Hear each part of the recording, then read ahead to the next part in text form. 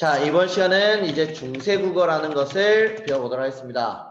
이때 중세국어라는 것은 이제는 현대국어와 혹은 그 다음에 이 사이에 있는 근대국어, 그래서 중세국어라는 것은 근대국어와 현대국어가 있기 전에 훈민정음이 만들어졌을 때부터 이 시기까지를 배워보겠습니다. 그러면 중세국어라면 우선은 우리는 국어는 고대국어, 그다음 중세국어, 그 다음에 근대국어, 마지막 어떤 국어?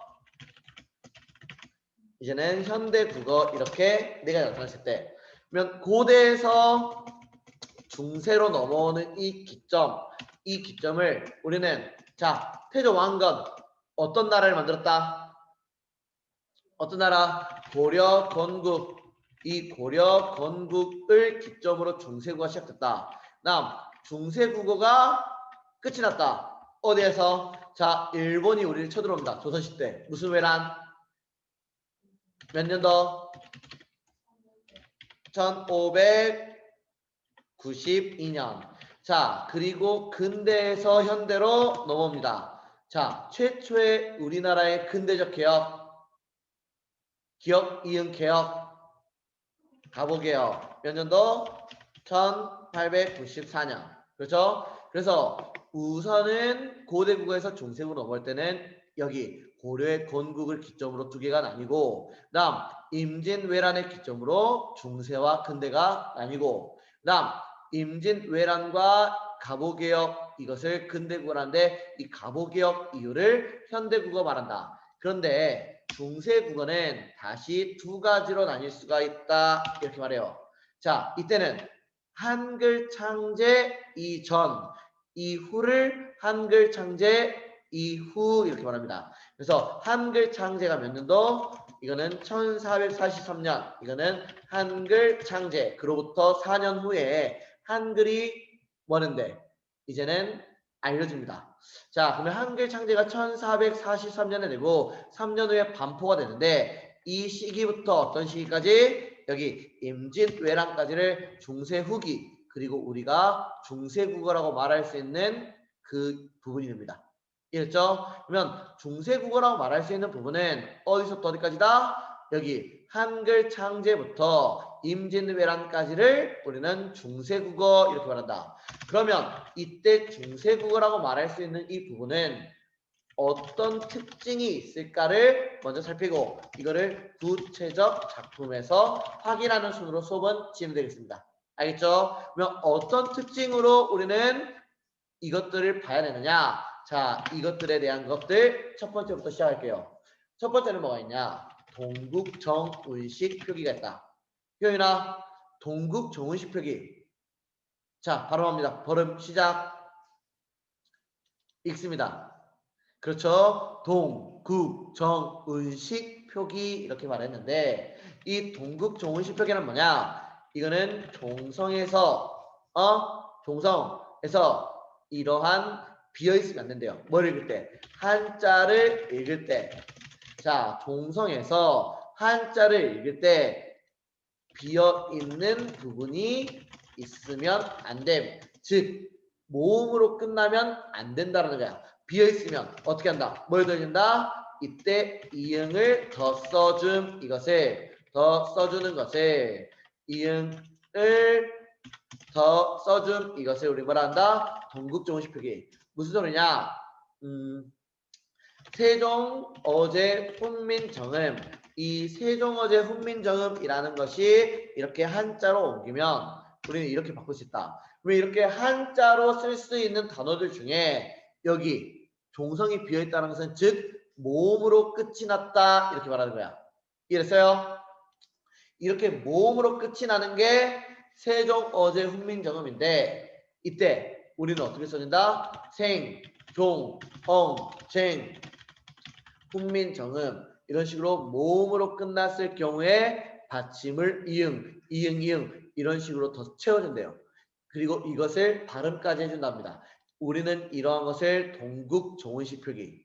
자, 그러면 표현아, 하늘이라는 단어는 중세 때 어떻게 표기되었다? 자, 1번 하늘, 2번 하늘. 너 서영아 하늘은 항늘이야 하늘이야? 1번 2번 손가락으로. 네, 그렇죠. 이거는 당연히 2번입니다. 왜 그러냐? 방금 동국 종은식 표기가 쓰인다는 것은 뭐가 아니라 한글, 순 우리말이 아니라 한자를 읽을 때만 적용된대요. 근데 하늘은 뭡니까? 순 우리말이다. 그러면 이거는 그냥 하늘 이 자체로 표기되었다. 이렇게 할 수 있어요. 이랬죠? 자, 이런 것들 알아두면 되겠습니다. 그리고 두 번째는 뭐가 있냐? 두 번째는 표기 방법 있대요. 자, 어떤 식으로 표기했느냐에 따라서 세 가지로 나타나시는데, 자, 첫 번째 우리는 무슨 적기? 이어 적기 이렇게 돼요. 두 번째, 이것을 끊어 적기. 세 번째, 거듭 적기라는 게 존재한대요. 그러면 이 이어 적기, 끊어 적기, 거듭 적기는 이렇게도 나올 수 있지만 또 뭐라고 나타날 수 있다? 이것이 한자로는 연철, 그 다음에 끊어 적기는 분철, 거듭 적기는 중철 이런 단어로 쓰일 수 있답니다. 이해했어요? 그러면 예를 들면 사람이라는 단어를 중심으로 봤을 때 이어적기 하면 이거 어떻게 됩니까? 소리 나는 대로 사람이 이렇게 미음이 뒤로 연음돼서 발음된다라고 할 수 있어요. 그 다음 끊어적기는 사람이 체연과 조사를 구분하여 적는다 이렇게도 말하는 게 끊어적기. 지금 현대 국어와 동일한 겁니다. 그리고 거듭적기는 뭐가 있냐? 이 거듭적기는 사람이 자, 여기 끊어적기처럼 종성 써주는 거 맞습니다. 근데 그 뒤에 있는 이어적기의 그 미음 둘 다 적어주는 것을 우리는 거듭적기 이렇게 말해요. 이해됐나요? 자, 근데 중세국어는 어떤 적기? 이어적기가 중심이 되었다가 이게 어디로 넘어오면 근대 국어로 넘어오면 이어적기, 끊어적기, 거듭적기가 동시에 쓰이는 일이 존재한다 이렇게 말할 수 있대요. 이해되세요? 자, 이런 것들 알아두면 되겠고요. 자, 세 번째는 우리는 세 번째 알아야 할 개념으로 모음 조화라는 게 존재합니다. 모음끼리 조화를 이룬대. 근데 그 모음끼리 조화를 이루는 것을 알기 위해서는 우리는 세 가지의 모음을 먼저 암기를 해야 된다랍니다. 첫 번째 양성모음, 두 번째 음성모음, 세 번째 중성모음. 우리는 양성과 음성과 중성 모음이 각각 어떠한 자음이 어떤 모음이 있는지를 한번 알아보겠습니다. 이때 양성 모음이라는 것은 무엇이 있다? 첫 번째 아, 두 번째 오, 세 번째 아래야. 아, 오, 아래야.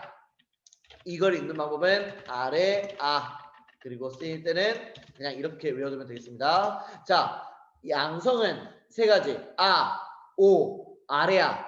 이 세 가지가 존재하는 겁니다. 교인아, 양성 세 가지 뭐가 있다?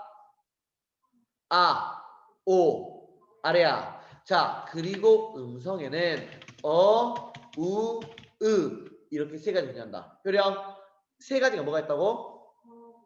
네, 어, 우, 으 그려 있답니다. 마지막 중성에는 이가 있다. 자, 민설아, 양성 세 가지 뭐가 있다? 아, 오, 아래야. 음성 세 가지 어, 우, 으 중성 네, 이가 있다고 했어요. 자, 이렇게 이 세 가지가 우리는 뭐라 한다? 모음조화 이렇게 말하는데 이 세 가지를 중심으로 어떻게 모음조화가 나타나는지를 확인하겠습니다. 이 모음조화라는 것은 원래 무엇이냐?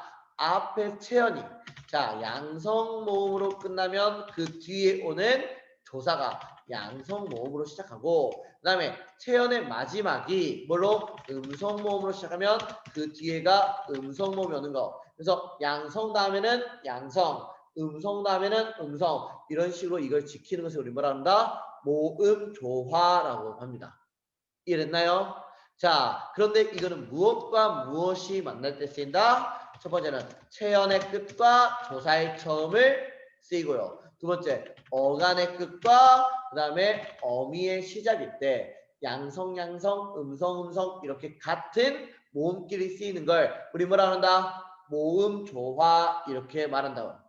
이랬죠? 자, 이런 내용들 기억했으면 좋겠습니다. 그리고 이러한 모음 조화가 실제로 쓰였던 것이 이 모음자를 지켰다라고 말할 수 있는 것이 중세부 때는 관형격 조사 의의가 있다 이렇게 말해요. 그러면 이 관형격 조사 의의는 이거는 어떻게 쓰인 거다?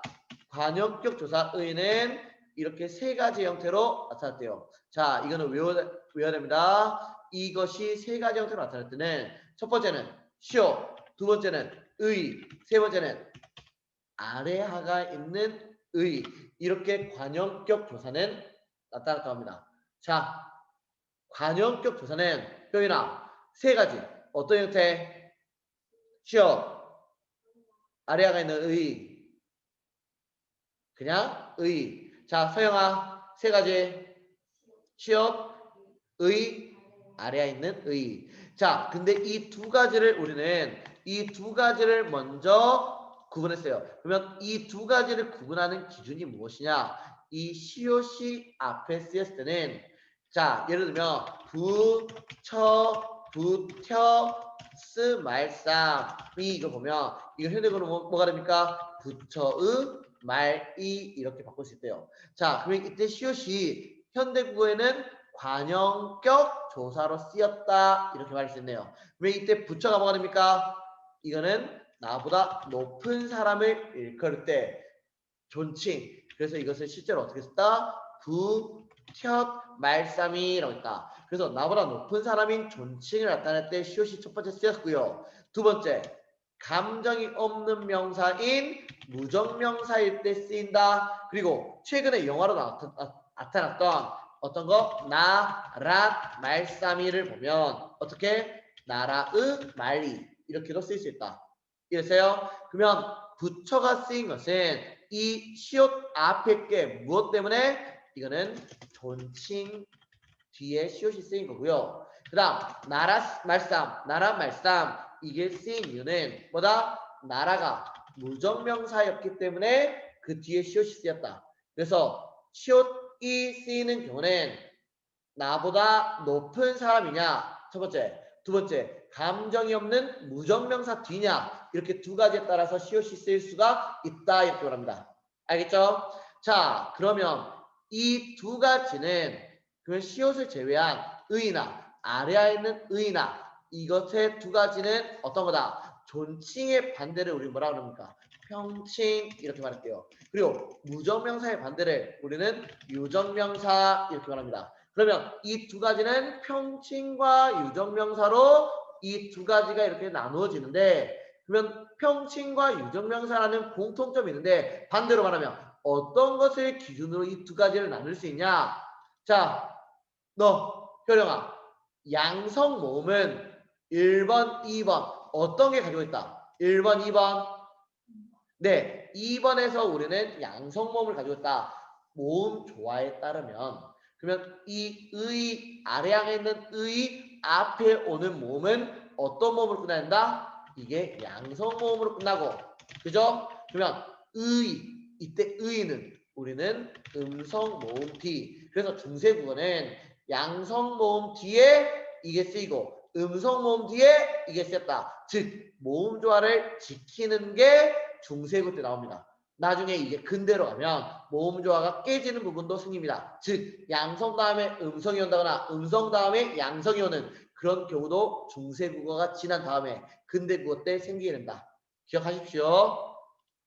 자, 그럼 예시 드리겠습니다. 그러면 영호의 가방이 있고요. 철수의 가방이 있다. 그러면 둘 중에 틀린 게 있어요. 둘 중에 이거 하나는 바꿔야 된다. 자, 표현 영호의 가방과 철수의 가방 중에 바꿀 것은 1번, 2번, 위에 1번, 아래 2번.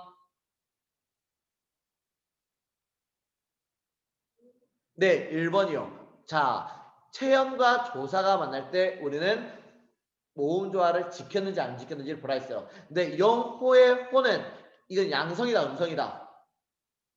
호는 양성, 음성. 호는 양성, 음성.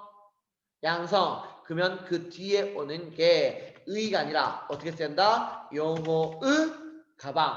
왜? 양성 뒤에는 아래아가 있는 의를 쓰니까. 근데 철수할 때 우 음성입니다.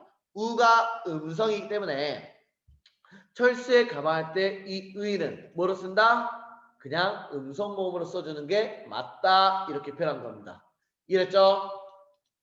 자, 그래서 이때 아래아가 있는 의가 쓰이는 경우는 뭐가 된다? 이거는 영어 가방은 무엇 다음에 평칭, 유정, 명사 플러스 이게 뭐? 이것이 양성 모음 뒤. 그다음 이거는 평칭 유정명사라는 것이 조건이고 그 뒤에 무엇? 이거는 음성 모음 뒤. 이렇게 각각의 관형격 조사를 구분할 수 있다. 이렇게 말합니다. 그다음 관형격 조사가 이렇게 있다면 우리는 또 무엇도 있다? 주격 조사. 자, 다섯 번째 주격 조사가 있는데 현대어는 이가, 그다음 깨서, 그다음 에서. 자, 수업도 하고 어제 문제 풀 때도 이거 복습했어요. 이가 깨서 높임 이거는 집단이나 공동체. 자, 이런 상황 하에서 우리는 관형격 조사가 이어서 주격 조사에는 어떤 형태가 이어졌는지 살펴보겠습니다. 주격 조사는 뭐가 있다?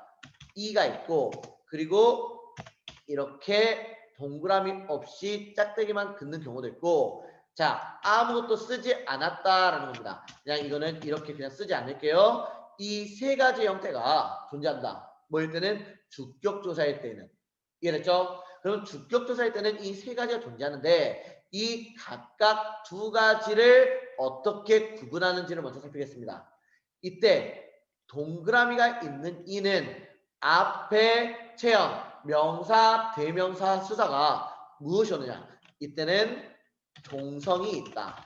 종성이 있다. 즉 자음으로 끝났다, 모음으로 끝났다, 자음으로 끝났다는 겁니다. 그러면 여기는 종성이 없다. 이거는 뭐로 끝났다?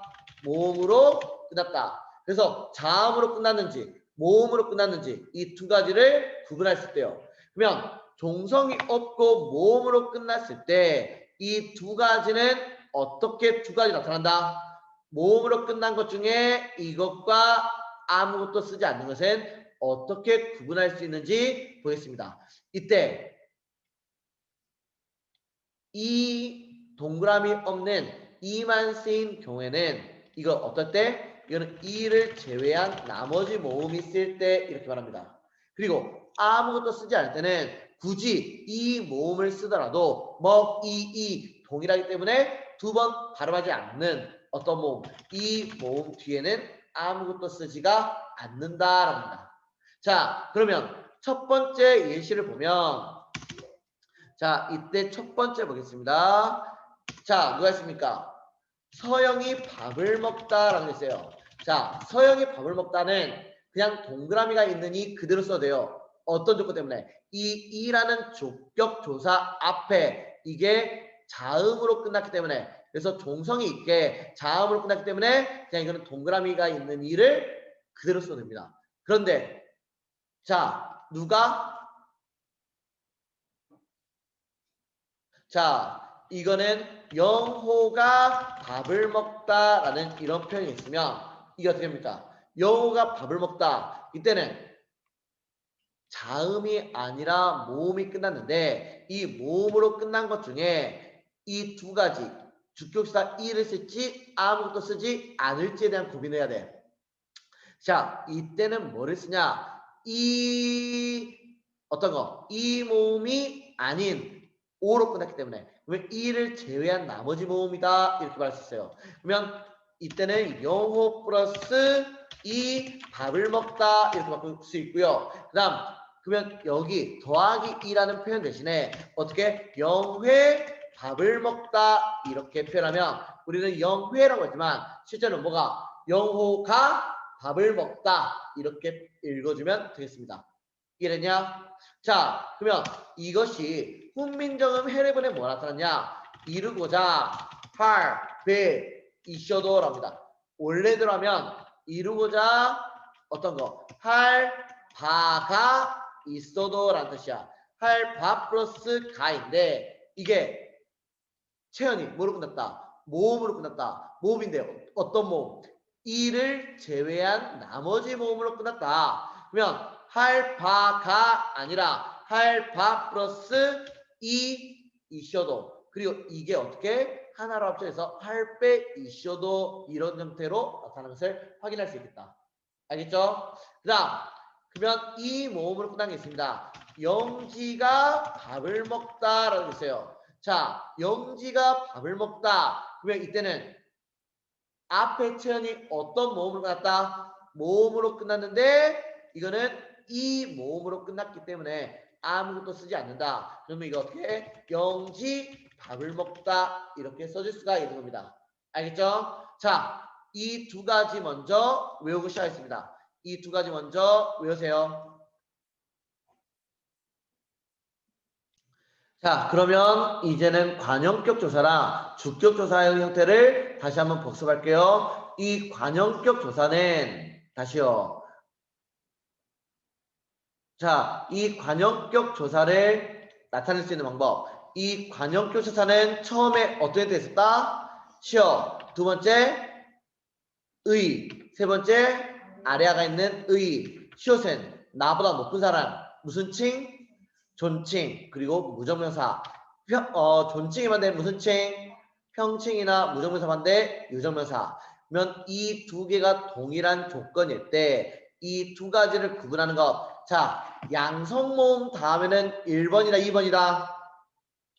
그렇지. 2번이 오고요. 그 다음에 음성모음 다음에는 의가 온다. 즉 모음 조화에 따라서 의나 아래아가 있는 의가 나뉘었다. 이렇게 말합니다. 그렇죠? 그러면 이 주격조사 다시 한번 복습합니다. 주격조사는 뭐가 있다?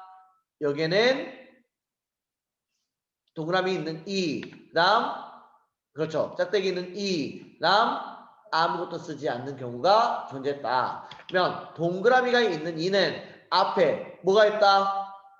종성이 있다. 즉 받침이 있다. 뭐로 끝났다? 자음으로 끝났다.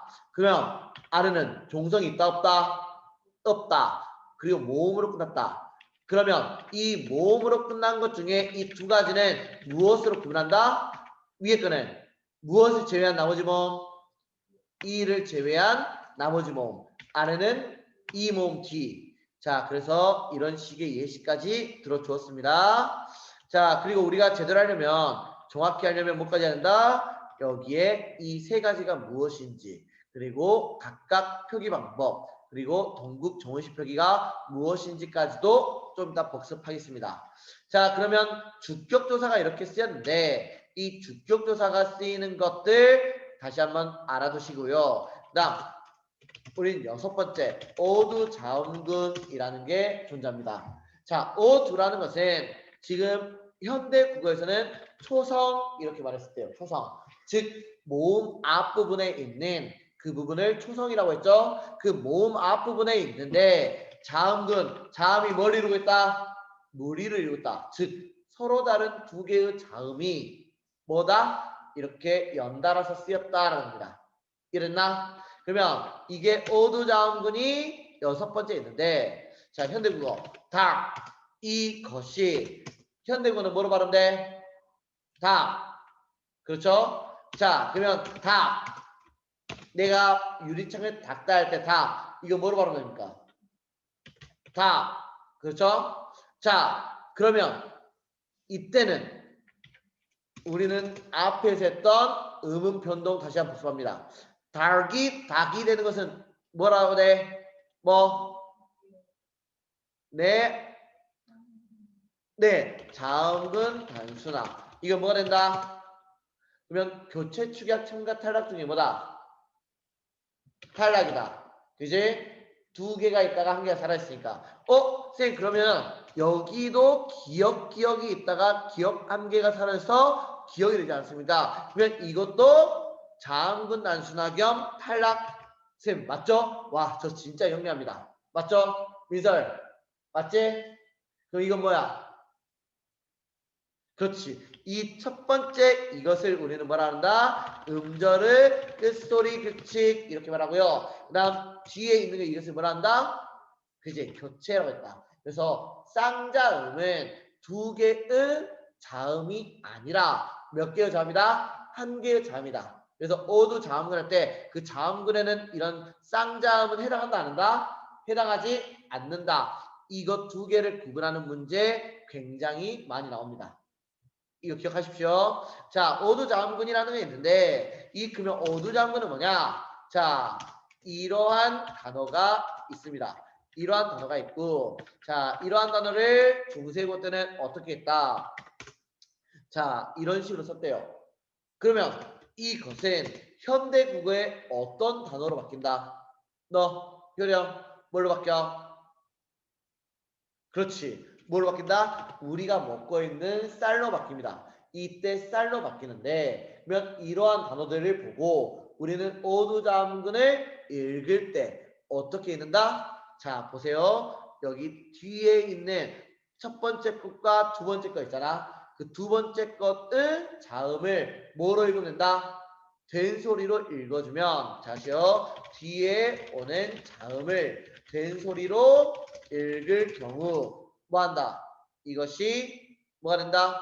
현대 국어와 유사한 발음이 된다라는 겁니다. 그래서 어두자문을 읽을 때는 뭐를 서로 다른 것 중에 뒤에 오는 것, 즉 오른쪽에 오는 것을 된소리로 읽어준다. 그러면 현대 국어와 동일한 발음으로 바뀐다라는 겁니다. 이랬죠? 그래서 이 뜻을 뜻, 제 뜻을 할 때도 이게 그다음 한다. 여기가 디귿이 된다. 그래서 이것을 현대어로 바뀌면 뭐가 돼요? 뜻 이렇게 바뀌됩니다. 이랬죠? 자, 이런 것들 조금 알아둘 필요가 있겠습니다. 자, 현대국어는 자음이 있다. 그리고 모음이 있다. 그런데 예전에는 현대국어에 쓰이지 않았던 자음 4개가 있고요. 모음 1개가 있었다랍니다. 자, 현대국어에는 쓰이지 않는 자음 4개와 모음 1개, 이 5가지를 배우겠습니다. 자, 이 5가지를 외울 때 이런 순으로 외우세요. 물론 이거 학생들이 예전에 외우던 거라 조금은 격할 수 있는데 산에 가서 사과 먹고 씨만 남았다. 자, 이 과정은 이러한 4개와 1개가 각각 사라지는 순서를 나타냈다. 그래서 산에 가서 사과 먹고 씨만 남았다. 이러한 것으로 외워두면 되겠습니다. 그러면 이때 이라는 것은 비읍, 이응이 이렇게 연달아서 있는, 우리는 이것을 뭐라 한다? 이것을 순경음, 비읍 이렇게 말합니다. 순경은 비읍 이렇게 말하고요. 이는 뭡니까?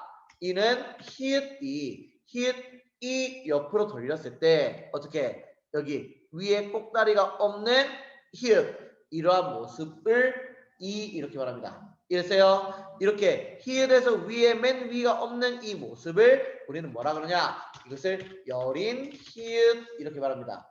산은 세모 모양의 우리는 반치음 이렇게 말할 수 있고요. 그다음 사과는 이거는 동그라미에 꼭다리가 있는 거. 이거는 음가가 있다라는 것을 나타낼 때 사용하는 동그라미에 꼭지 모양이 있는 옛 이응 이렇게 표현할 수 있대요. 그리고 마지막 이 시는 아래 아 이렇게 표현할 수 있고 아래아는 이런 방향으로 나타낼 수 있답니다. 이해됐죠? 자, 다시 합니다.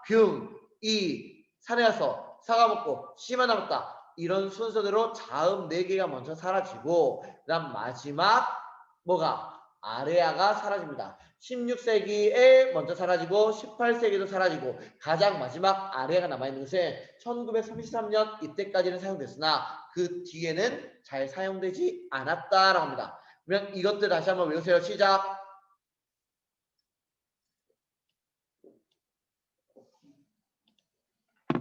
자, 초성의 음가가 어떤 거? 2개의 자음이 사용된 거. 이것을 우리 뭐라 그래? 그렇지. 어두자음근 이렇게 말했대요. 자, 어두자음근을 읽을 때는 앞에 거를 된소리 읽는다 아니면 뒤에 거를 된소리 읽는다? 그렇지. 뒤에 거를 된소리로 읽어주면 된다라고 했어요. 그죠? 그럼 현대국어와 동일하게 된다. 그러면 현대 국어에는 없는 자음 몇 개? 4개. 모음 몇 개? 1개. 그래서 자음 4개를 모음 1개를 순서로 하면 순경은 비읍, 여린, 히읗, 반치음, 사과, 옛, 이응, 씨, 아래, 아 이런 순으로 사라졌다 이렇게 말할 수 있고요. 알겠죠? 자, 다음은 자 소리의 높낮 이를 나타내는 성조에 대해서 배우겠습니다. 성조는 소리의 높낮이. 그래서 중국식 발음하고 조금 유사하게 소리의 높낮이를 표현하는 게 있었는데 이때 소리의 높낮이를 표현하기 위한 점이 있을 때 그 점을 우리는 방점이랍니다. 방점은 효령아 찍어요. 글자의 오른쪽이다 아니면 왼쪽이다. 몇 점? 어디? 네, 왼쪽. 맞아요. 글자의 왼쪽에 점을 찍어 뭐라는 거? 높낮이를 표현하는 점 이렇게 말합니다.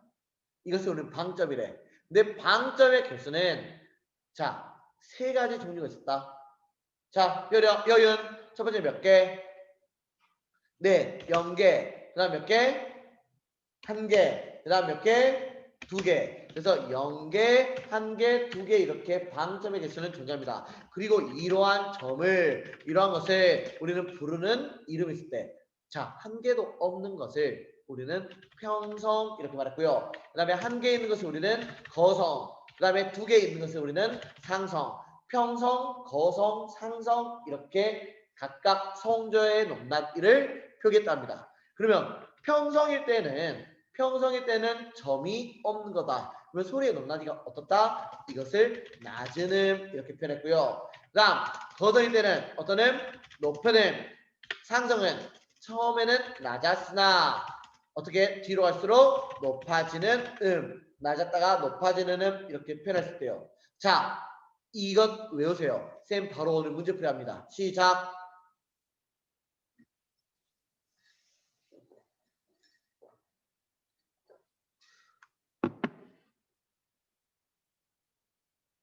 외웠습니까? 나는 외웠다 안 외웠다?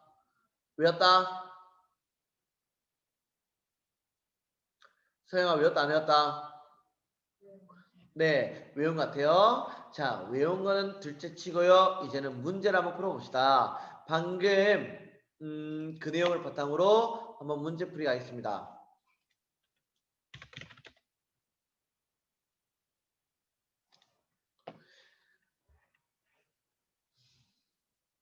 자, 이 문제가 몇 년도 몇 월? 17년 고2 3월에 나와 있던 문제였습니다. 이것은 아니밀시에라는 이 부분을 중심으로 보고 자, 여기에 찍혀있는 방점이 있을 겁니다. 그 방점의 개수에 따라서 소리의 높낮이가 어떻게 바뀌느냐를 묻는 문제다. 자, 쌤이 이거 풀 시간 20초 줄 테니까 20초 후에 손가락 드리겠습니다. 시작!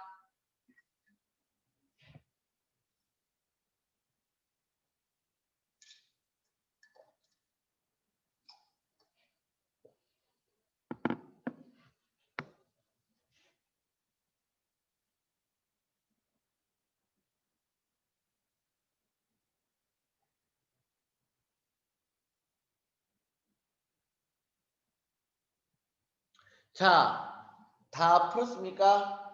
그러면 손가락 드리겠습니다. 하나, 둘, 셋. 네, 전부 다 2번 했는데 2번 맞나? 네, 2번 맞겠습니다. 네, 왜 2번이냐? 자, 이거 풀겠습니다. 아 옆에 방점은 어디 찍는다? 글자의 왼쪽에 점을 찍는다 라고 했어요. 그러면 아 옆에는 뭐가 없다. 이 아 옆에는 방점이 하나도 없었어요. 그죠? 아 옆에는 방점이 없었기 때문에 낮은 음이 이렇게 되는 게 맞고요. 그 다음 니는 방점이 어떻다? 1개가 있다. 방점이 1개 있는 것을 우리는 거성이라 했고 높은 음이라 했다. 그러면 당연히 니에는 높은 음이 와야 된다. 그 다음 뭐 했다? 점이 2개 있네. 점이 2개 있었기 때문에 낮았다가 높아지는 음인 아래에서 위로 올라간다. 그 다음 점 몇 개? 1개. 그래서 높은 음. 자, 이런 식으로 낮았다가 높아졌다가 낮았다 높아졌다가 높은 음. 답은 2번 이렇게 체크하면 되겠습니다. 그래서 실제로 성조 또한 이렇게 시험 문제 나올 수 있기 때문에 이런 성조의 높낮이 기억하면 되겠습니다. 알겠죠? 자, 그러면 다시 9번째. 자, 팔종성법이 있다. 이 팔종성법이라는 게 존재하는데, 자, 현대 국어는 어떻게 종성에서 자, 가나, 다라, 마바사, 아자, 아자, 차카, 하타하 뭐 이렇게 있대요. 자, 있는데 이렇게 있는데 카타파하 네.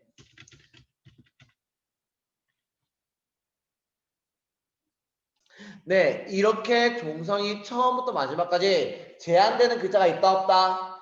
제한되는 글자가 없다라고 합니다. 그런데 자, 발음하면 우리는 음절의 끝소리 즉 따르면 몇 가지만 발음할 수 있다? 7가지. 그게 뭐예요? 가느다란 물방울. 그래서 기역, 니은, 디귿부터 히읗까지 전부 다 표기는 가능하다. 언제? 현대국어에서. 그지? 근데 발음은 이 중에 7가지만 할 수 있다라고 했어요. 자, 이해했어요? 그런데 자, 팔종서법은 뭐냐? 이 중세 국어는 8가지만 뭐 가느다란 물방울 플러스 시옷 기역 니은 디귿 리을 미음 비읍 시옷 이응 이 기역부터 이응까지 8가지만 발음할 수 있고 8가지만 표기할 수 있고 발음도 뭐 할 수 있다? 이 8가지만 뭐 할 수 있다? 까지만 발음할 수 있다라는 겁니다. 이해했어요? 그래서 팔종성법이라는 것은 당시에는 종성에서 발음도 8가지가 되었고 표기도 몇 개밖에 안 된다. 8가지. 그 8가지가 무엇이다? 기역, 니은, 디귿, 리을, 미음, 비읍, 시옷, 이응 이렇게 8가지만 표기하였다. 알겠죠? 자, 이런 것들 조금은 이렇게 기억해 주셨으면 좋겠네요. 이해됐죠? 자, 그러면 중세국어에 해당하는 것을 이렇게 했었고요. 자, 10번째. 우리는 명사형 전성어미 했습니다. 주어 소설을 명사처럼 바꿔주는 전성어미가 있었는데 그 전성어미는 3가지 뭐가 있었다? 기 이렇게 임, 기 3가지가 존재했다. 그런데 중세국어에서는 명사형 전성어미가 뭐가 존재한다? 이때 중세국어는 옴과 um이 존재한다. 자, 그러면 힌트를 주겠습니다. 옴과 um이 중세국어는 존재하는데 옴과 um은 모음 조화에 따라서 움직입니다.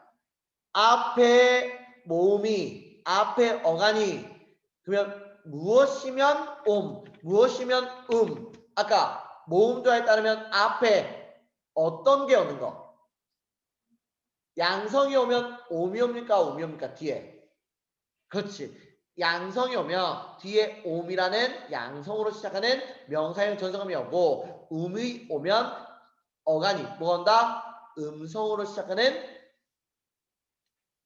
어간이 온다. 이랬죠? 그래서 여기에서는 모음 조화가 지켜지는 적어도 모음 조화가 지켜지는 중세 국어는 어떻다? 이 모음 조화가 지켜지는 중세 국어는 이것이 무엇 뒤에? 양성 뒤에 그 다음에 이것이 음성으로 시작하는 마지막 끝에는 어간 뒤에 이렇게 양성과 음성에 따라서 옴과 음이 나뉘게 된다 이렇게 말할 수 있다. 이랬죠? 자, 그 다음 11번입니다. 11번을 보면 우리는 높임의 선, 어말, 어미가 존재한다. 근데 현대구는 높임의 선, 어말, 어미 뭐밖에 없다? 현대구가 주체 높임, 시밖에 없다.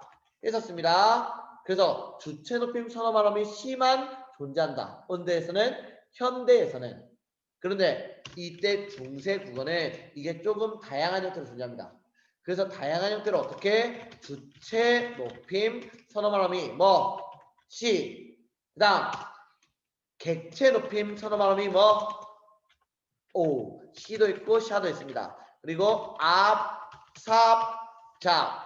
자, 선생님 왜 이거는 똑같은데 하나는 앞이 되고 두 번째는 삽이 됩니까? 첫 번째 거는 선생님 못 써서 그런데 이때 시옷이 아니라 반치음 세모 모양입니다. 그래서 앞, 삽, 잡 이렇게 객체 높임 선어만 하면은 세 개가 존재한다 이렇게 말하면 되겠고요. 그 다음 뭐가 있다? 상대 높임 선어하면은 이하고 it 이렇게 두 가지가 존재한다 이렇게 말할게요. 이해되셨습니까? 그래서 주체 높임 선어만 하면은 시하고 샤. 그 다음에 객체 높임은 앞, 삽, 잡 이렇게 세 가지. 상대 높임은 이, it 이렇게 두 가지가 존재했다 이렇게 알아두셨으면 좋겠습니다. 현대 거보다는 중세고 때 훨씬 더 섬, 어말, 어미에 의한 높임이 활발했다 이렇게 알아두면 되겠네요. 자, 이제는 그러면 중세구의 특징 중에 마지막인 우리 뭐 했다? 자음과 모음이 어떻게 만들어졌는지에 대해서 배우겠습니다. 이 자음의 기본자, 자음의 기본자를 보면 뭐가 있다? 우리는 아설순치 후의 모습을 묻다 상형의 원리를 따따랍니다. 이 아설순치가 뭐냐?